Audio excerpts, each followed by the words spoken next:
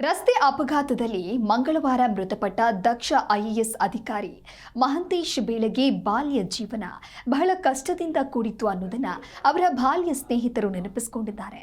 ಮತ್ತೊಂದೆಡೆ ಬಡತನದ ಬೇಗೆಯಿಂದ ಬಳಲಿದ್ದ ಮಹಂತೇಶ್ ಬೀಳಗಿ ತಾಯಿ ವಿಧವಾ ವೇತನಕ್ಕಾಗಿ ಲಂಚ ನೀಡಿದ್ದನ್ನ ನೆನಪಿಸಿಕೊಂಡಿರುವ ಮತ್ತು ತಮ್ಮ ಮೊದಲ ಗುರಿಯ ಬಗ್ಗೆ ಉಲ್ಲೇಖಿಸಿದ್ದು ಎನ್ನಲಾದ ಬರಹದ ಸಾಲುಗಳು ಈಗ ಭಾರಿ ವೈರಲ್ ಆಗ್ತಾ ಇದೆ. ಮಹಂತೇಶ್ ಬೀಳಗಿ ಅವರು ಜಿಲ್ಲಾಧಿಕಾರಿಯಾಗಿದ್ದ ಸಂದರ್ಭ ಬರೆದುಕೊಂಡಿರುವಂತಹ ಬರಹ ಇದು.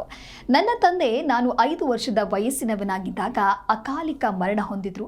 ಆಗ ನಮಗೆ ಕಿತ್ತು ತಿನ್ನುವ ಬಡತನ. ಆ ಸಮಯದಲ್ಲಿ ನನ್ನ ತಾಯಿ ವಿಧವಾ ವೇತನಕ್ಕೆ ಅರ್ಜಿ ಸಲ್ಲಿಸಿದಾಗ ಅನೇಕ ದಿನಗಳವರೆಗೆ ಸಂಬಂಧಪಟ್ಟ ಅಧಿಕಾರಿಗಳು ಅಲೆದಾಡಿಸಿದ್ರು. ಕೊನೆಗೆ ನನ್ನ ತಾಯಿ 25 ರೂಪಾಯಿ ವಿಧವಾ ವೇತನ ಪಡೆಯಲು 100 ರೂಪಾಯಿಗಳನ್ನ ಲಂಚವಾಗಿ ನೀಡಿದ್ರು.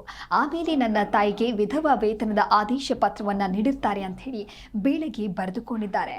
ಇದನ್ನೆಲ್ಲ ಗಮನಿಸಿ ತಾಯಿಗೆ ಆದ ಅನ್ಯಾಯ ಸಮಾಜದ ಬೇರೆ ತಾಯಂದಿರಿಗೆ ಆಗಬಾರ್ದು ಅಂತ ಮಹಂತೇಶ್ ಬೀಳಗಿ ಸಂಕಲ್ಪ ತೊಟ್ಟು ಕಷ್ಟಪಟ್ಟು ಶ್ರದ್ಧೆಯಿಂದ ವಿದ್ಯಾಭ್ಯಾಸವನ್ನ ಮಾಡಿ ಹಂತ ಹಂತವಾಗಿ ಬೆಳೆದು ಜಿಲ್ಲಾಧಿಕಾರಿಯಾದರು. ಇವರ ಮೊದಲ ಗುರಿಯೇ ತನ್ನ ತಾಯಿ ಅನುಭವಿಸಿದ ಕಷ್ಟವನ್ನ ಬೇರೆಯವರು ಅನುಭವಿಸಬಾರದು.